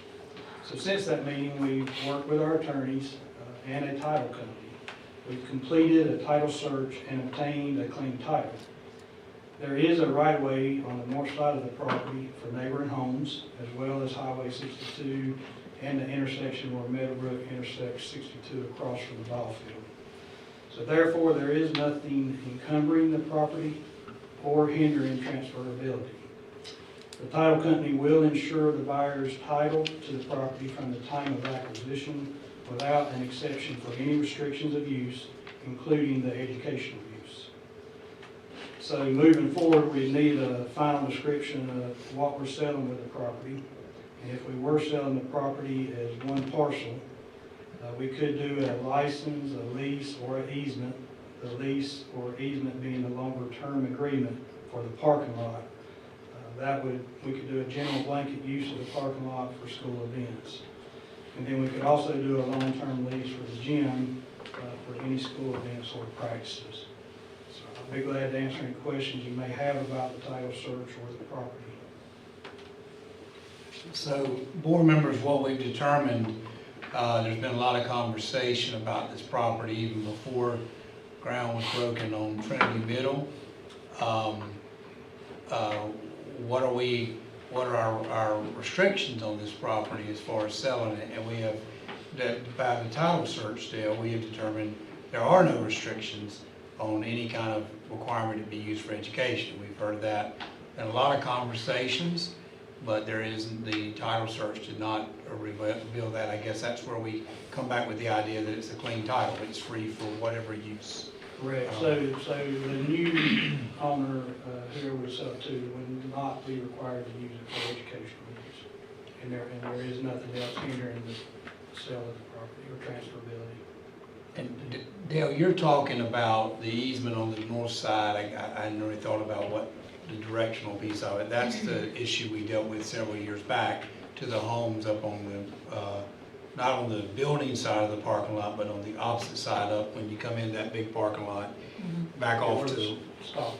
yeah, you come in off stoplight, there's the homes back there, that's the easement that we had, their right of way to use that, correct? And I might not be using the same language, or the right language, but, so I asked Dale to bring this back because, you know, talked to the chair some, and, I think we're at a point of bringing you a recommendation, but we'd like to hear your thoughts again before we try to formulate a recommendation. Dale, help me out here. I'm looking at this. It looks like there's a parcel number 77 something at the top. That's right where we come in from the light. Is that right? Yes, so the 11439. Yeah, that 11439. includes The one large parcel with the school building and the parking lot. And then across the street, the ball field, that's included in that same parcel. But aren't there 3 parcels, Dale, on that property? I'm seeing I can't see from here, 11439, then it's the same number. It's the same. So it's just two different parcels, well, no, same You got one. the white top, there, it's got a different parcel number. Why did I think we had multiple I think parcel numbers? You Basketball can court define has a it if you different want parcel to. number. It's one, okay, it's one big parcel. Maybe that's what we discovered before, I guess, there. I was thinking it had multiple parcel numbers. So the issue becomes, what would the board, we're gonna put together a recommendation to you. It's gonna take, you know, I've heard different things. You know, the parking lot, we obviously know we need the parking lot. We need the parking lot. Do we sell with some kind of an agreement with the parking lot, or do we keep the parking lot? And I know, right off the bat, I think we all would like to keep the parking lot. But Larry, correct if I'm wrong, when we keep the parking lot, we also keep the maintenance on the parking lot, right? So then, I think there's the, we want to, you know, I've heard we want to keep the gym. We know I think everybody I've heard, maybe I'm wrong, nobody wants to keep the building. Is that accurate? Right. That is So correct. that's one thing, You're right, Dale. the actual school. Nobody wants to keep the building. I do want to add about the parking lot, we'd have to look at the zoning for Trinity. Depending on the occupancy, we'd have to make sure there's enough parking spaces to accommodate the building. Okay. But the, Just to clarify, by statute, you do have to offer any property to the county for fair market value first, before you can sell it on the market. well, Yes. I mean, the parking lot, the thing, I understand about the maintenance of it, but you gotta look at the flip side of that too, the big parking lot. And now we're maintaining it well, but if it has a new owner, and no matter who it is, let's say the county takes it, and then all of a sudden they decide they're not gonna use it. And if they own that parking lot, you can't maintain it. Let's say it gets ran down, and all of a sudden they decide they're not gonna use it, let grass grow up in it, now you're messed up. That's why I think we need to own the big parking lot. Okay. We need an easement in the small parking lot, and we need to keep the softball field for additional parking, because if you ever give away that softball field, it costs you a fortune to buy it back. And I mean, we need to own the big parking lot, because if you don't, like I said, they'll probably use it, and it'll probably be great, but if it's not one day, and all of a sudden they start letting it go to pot, there's nothing we can do. We don't own it no more. And yeah, we got the right to park there, but it'll be junk. And the discussions we've had, I think everybody agrees that we need access, and I've heard the discussion about the parking lot, so I'm hearing you say, Mr. Biggs, own the parking lot. Blacktop too. Um, Trinity uses that. in the high school. Where's that at? They use the blacktop. It's right here. They use the blacktop. I know Mike Singh said they use We that. use all that, and need easements coming all through here. We need to own this, it's just my opinion. And we need easement to this, a lifetime easement to come in and out. But we- Yeah, I agree with that. We need that. The thing is, you start splitting that property up that much, You you're can. just gonna have a place in the middle of it. I wouldn't wanna buy a property. Well, I hope the county commissioners, I hope they take it and use Yeah, it. they're So probably, I guess my question would That'd be the easiest thing. they got all kind of. So, I mean, really, you take it, you want everything around the building, but don't want the building, that's what you're Well, saying. we're gonna give, if you. That ain't gonna work, you trying to say. Well, you know, they got parking, you just give them an easement, you give them the easement, a lifetime easement running with that big parking lot. They got parking forever, it's just we own it. Now, the little parking lot, they'll own it and we've got an easement, because it's small and it's not that essential to that football field on Friday night. But if you take that away on Friday night, you got a problem. In that softball field, you could put parking there and keep cars off the road going down. Everybody has those easements, so they run with the property forever. Everybody will have parking and a lifetime easement to the property. You know, you just gotta make sure though, look at every scenario, because, we think the county's gonna own it. But like I said, what happens if they all of a sudden decide they're not gonna keep it up, and then we're in the middle? And, you know, that's. Have you Has heard the city anything of about Trinity asked about it? I'm gonna be honest with you. They've asked, Okay, I'm gonna be. they've asked about a museum. They ask about things, you have a certain group from Trinity that ask about things. Darren won't spend like $5 Yeah, million. Darren had talked about what they would spend, the commissioners, if they put something. The ideal situation would be for them to get it. Yeah. You know, if they wanted to let Trinity use something, or something, it'd be on them, you know, like, there was some ideas about where the cafeteria, some people in Trinity thinks there's certain things over there that's, Golden maybe, you know, and it's just a different group, depends on which group you talk to. There's a group that wanted a stage, I mean, there's things, but, you know, But I'm not sure they can afford it. Well, the county was talking about spending millions of dollars in my conversations with them. They were completely fine with the parking lot issue if we so decided to do that. They were good. So with it. we're, ownership of the big parking lot, and, asking for easement of the small parking lot. I guess that's the one, what, if we keep the gym,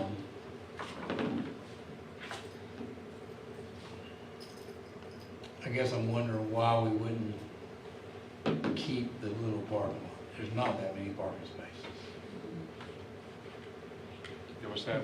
The little parking lot, why would you want an I mean, I know, let's forget the big one, but we know if that's where the board wants to go, we can include that in our recommendation. That's where the basketball teams, because they only have one gym at Tree High School, so they all park there, so all those kids, they drive up there, and that's where they park at. Well, why wouldn't we want to own that instead? No, I wouldn't want to own that little parking lot. I think you have an easement there, because that way you got ingress and egress out of it.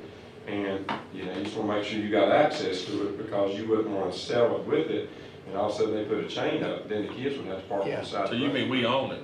No, you got an easement. You let them own it. You have an easement to come in and out. What if we let them use it? And we Well, own you it? can own it, but you don't have to own that. It's just a small parking lot. I know. It's The right in one front we of the gym, need though. to own is the big parking lot, and let them have an easement. Well, they can park on it all day long, just on Friday, Thursday and Friday night. They need to be able to park, because if not, then you're gonna have to move out. Oh, they don't have to move. I mean, the thing is, if you get an easement from them, they gonna set the guidelines they want to. I'd rather I give mean, them if you an wanna use it one weekend and they own it and they wanna use it that weekend. there you You're go. right, we might need to. They own it. I'd rather own it. We might need to own, I think the county, from what I took, and I'm just one That's they person. do to see what the county wants to do. I think the county's gonna be very flexible with us, and they want the buildings, I think, right? And I think they're gonna be very flexible. I hope they want the building. What if they don't want the building? That's gonna be interesting, isn't it? They won't want that. Well, here's where we You are. can't keep it up, You you can't talk afford to to tear them. it down. We tried to talk to them, they won't. Here's where we are. We're gonna have to decide what we want to sell, and then we're gonna have to, as Elizabeth has pointed out, you know, the county commissioners get first dibs on this. And then if that doesn't happen, then the next steps will be listed.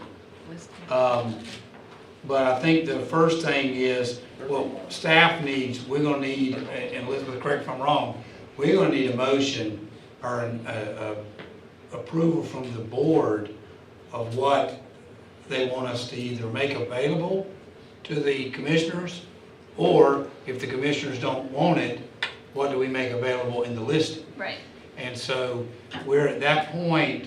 What I'm hearing enough of now is own the big parking lot.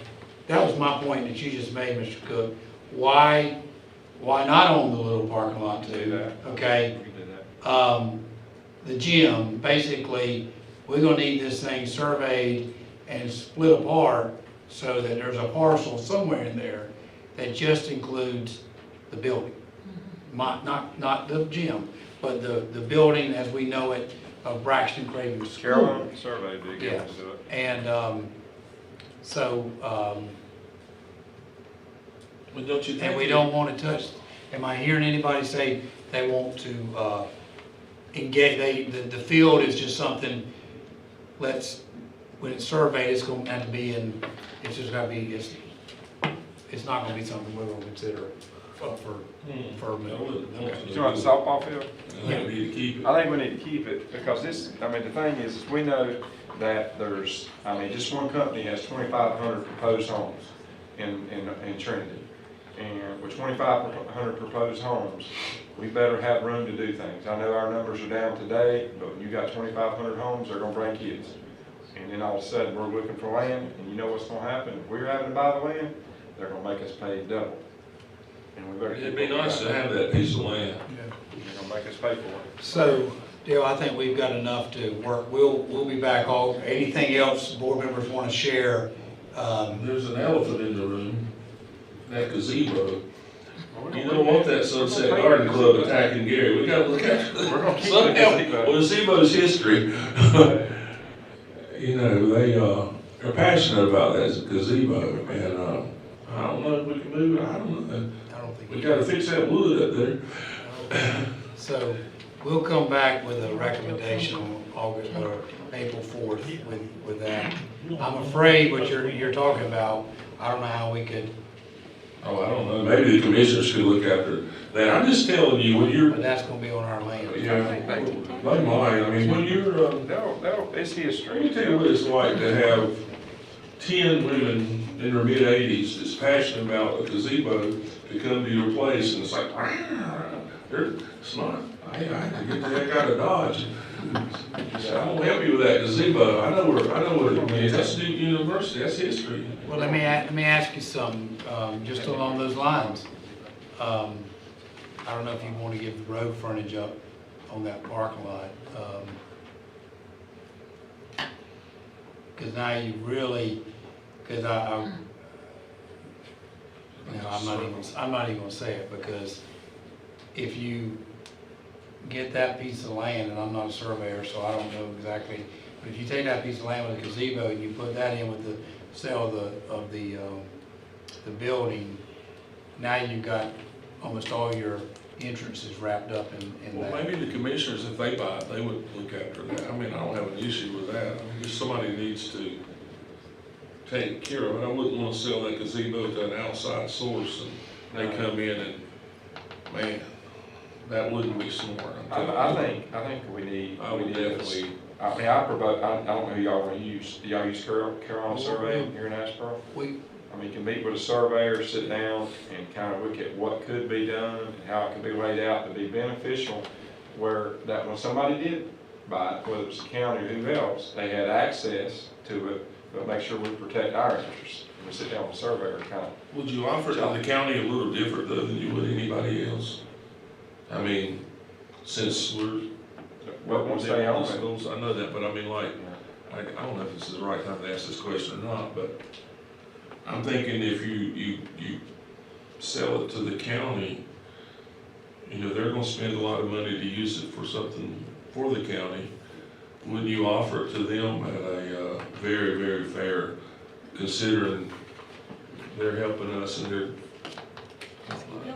is that a loaded question? I think you're fair with it, but I think at the same time, you gotta protect your interests, because in 10 years, we don't know that Darryl Fry's gonna be there. And so we don't know who we're gonna have, who we're dealing with. No, So I'm we just gotta make saying sure- though, when you sell it to them now, knowing they're gonna probably put a ton of money in it, I mean.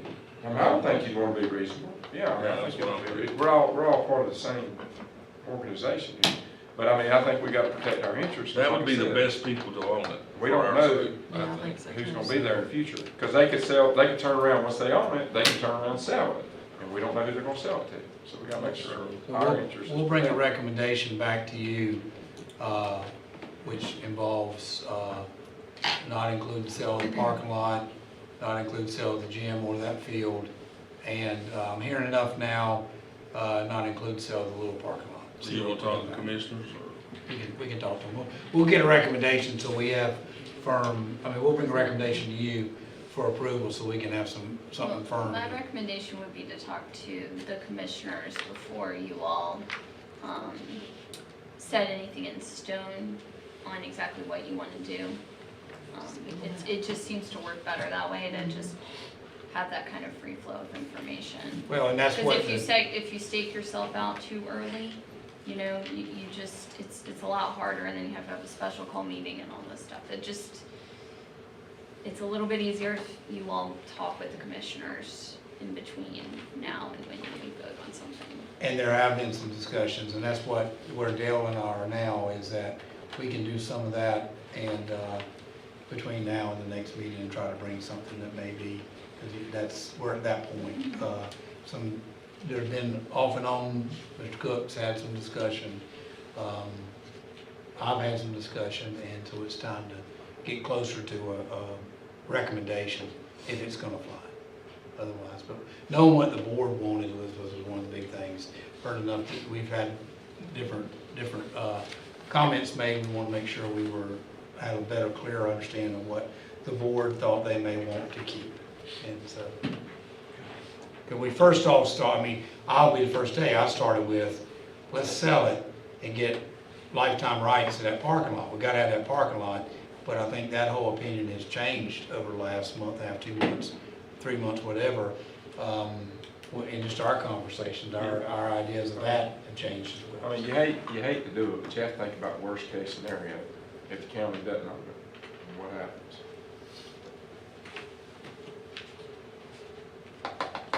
All right, Dale, thank you. Thank Thank you. you. Thank you, Dale. Thank you.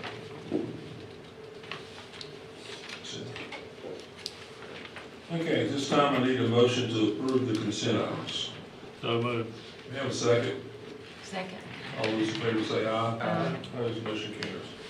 Move on to the curriculum and instruction. Ms. Audit.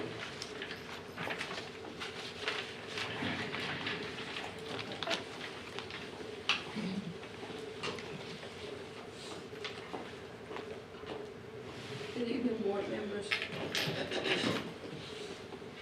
Tonight I bring to you the summer 2022 reading camp fee and application for proficient students information. In 2021, Senate Bill 387 was rewritten to read, continued support for students demonstrating reading proficiency and appropriate reading level. Parents or guardians of a third grade student demonstrating reading proficiency or a second grade student demonstrating appropriate developmental abilities in reading comprehension may choose to enroll in the reading camp but may be charged an attendance fee. If a local board of education offers a reading camp as a literacy intervention for first grade students, parents or guardians of a first grade student demonstrating appropriate developmental abilities in reading comprehension may choose to enroll the student in the reading camp but may be charged a fee. Local boards of education may establish a fee amount to be equal to the per student program cost of participating in the reading camp not to exceed $825. Due to the closure of schools in North Carolina, March 2020, the North Carolina General Assembly waived the Read to Achieve summer reading camp requirement for the summer of 2020. Summer reading camps were not a standalone program in the summer of 2021. As a result, data from the student attendance at the summer reading camp for the past 2 summers is not available. It is recommended that the Randolph County Board of Education approve the same fee for the 2022 summer reading camps that was approved at the February 10, 2020 meeting for the 2020 summer reading camps and approved on March 15th of 2021 for the 2021 summer reading camps. The total cost for the summer reading camps that were held at the end of 18-19 school year was $314,027.94, and 499 students attended one of the reading camps in the school district. Based upon the cost of the 2019 reading camps and the number of students who attended, it is recommended that the Randolph County Board of Education approve an attendance fee of $629 for any second grade student who has demonstrated appropriate developmental abilities in reading comprehension, and for any third grade student who has demonstrated proficiency on third grade reading standards.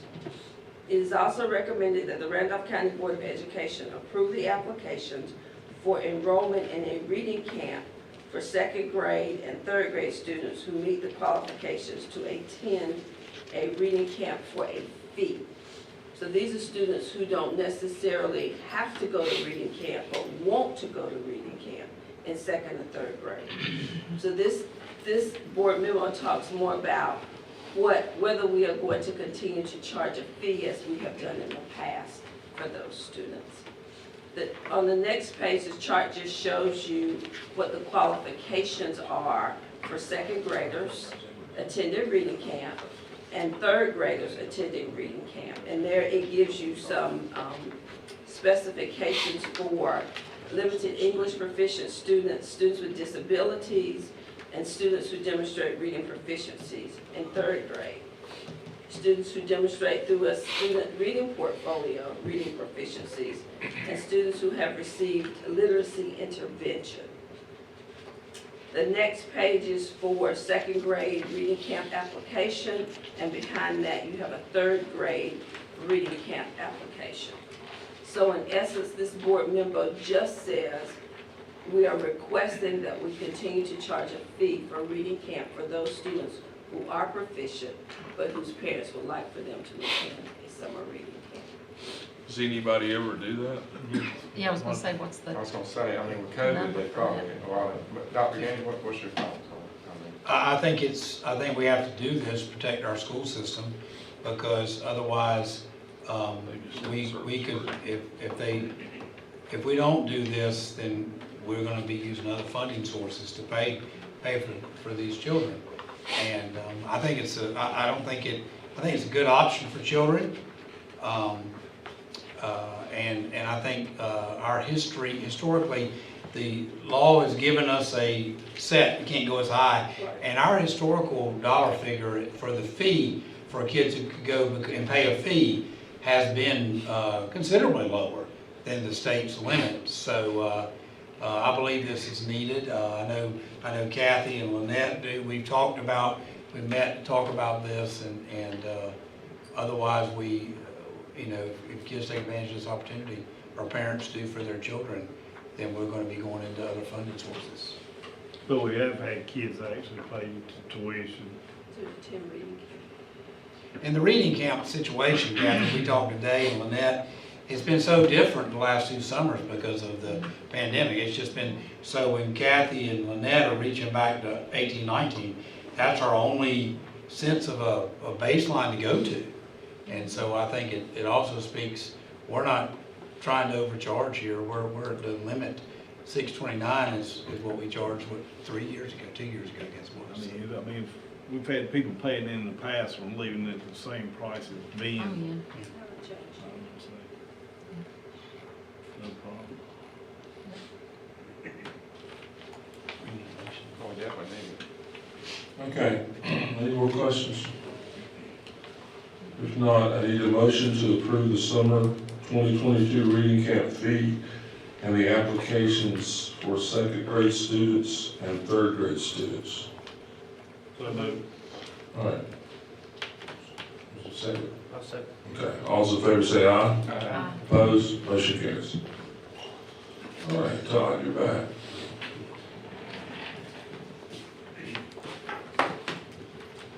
Okay, board members, as we discussed a little earlier, since that was Steve's last audit presentation, we did need to solicit some proposals for this year's audit for the 21-22 annual, starting with the 21-22 annual audit.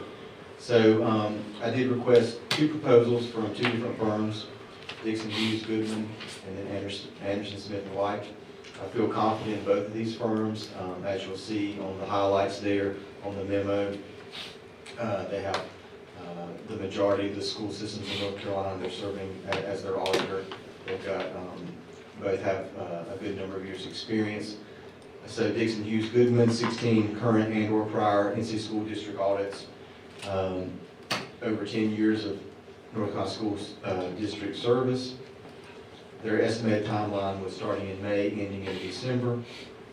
And then, even though we're only doing a 1-year contract, 1 year at a time, both proposals include pricing for 3 years. So their estimated fee for year 1 was $47,000, $48,400 for year 2, $49,800 for year 3. Anderson, Smith and White, 68 current North Carolina school districts that they serve, 14 years of North Carolina school district service. Their estimated timeline, of course, starting in May, but ending in October. And then their fee for year 1, $40,000, and then an increase of only $500 for years 2 and 3. Like I said, we just do a one-year contract, 1 year at a time. And then the full proposals for both firms are attached to your packet.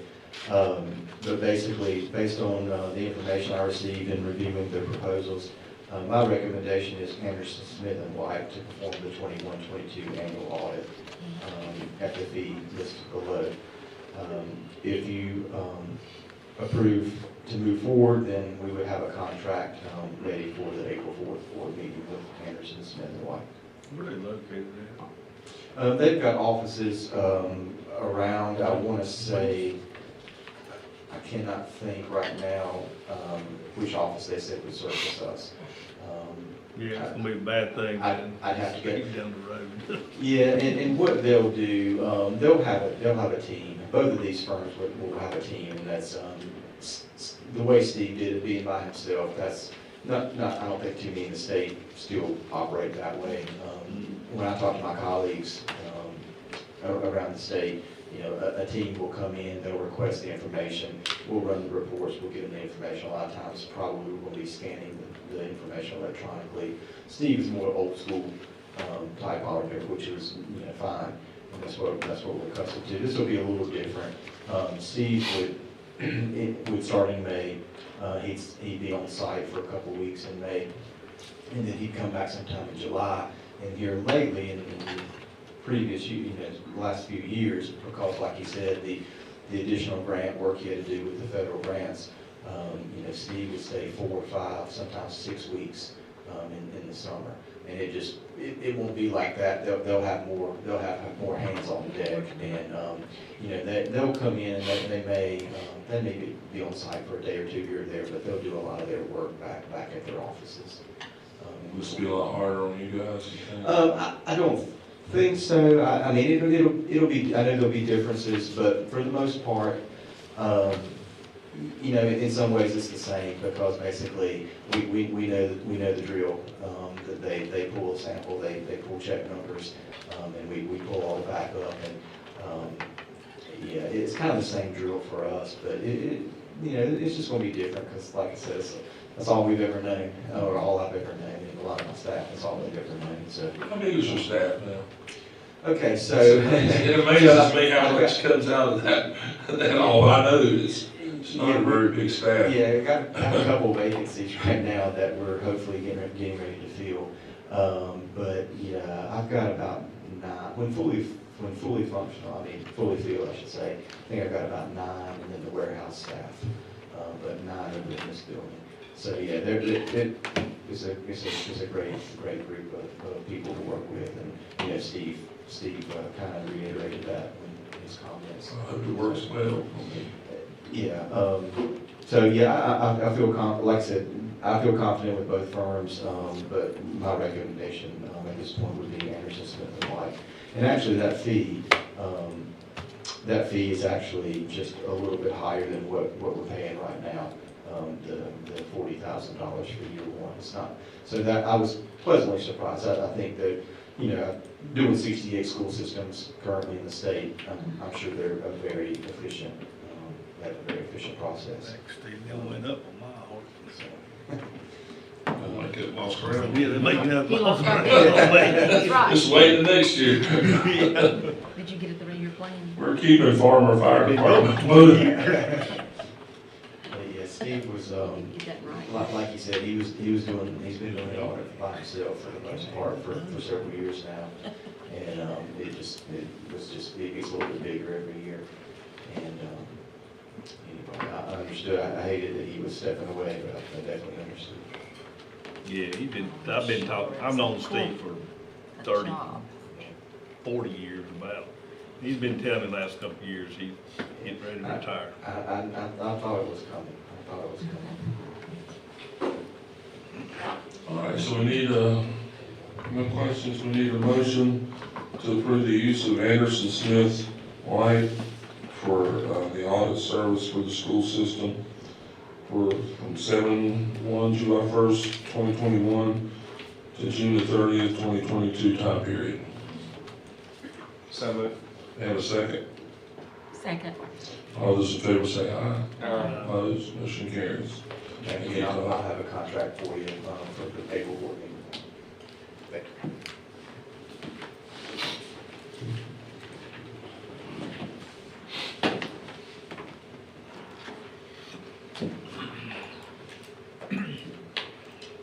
Okay, board members, we have a recommendation for the 2022-2023 Randolph Early College High School calendar.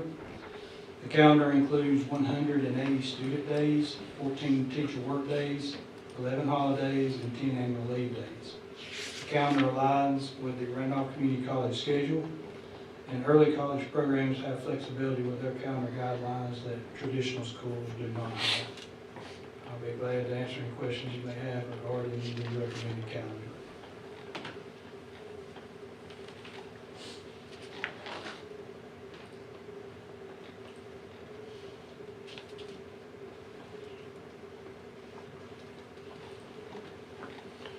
No questions?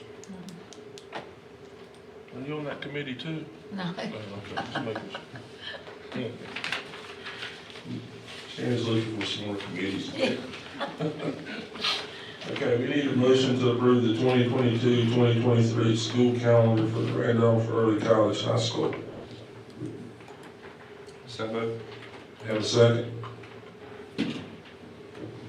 Second. All those in favor say aye. Aye. Opposed? Motion carries. Thank you, board members. Thanks, Deb. Thank you.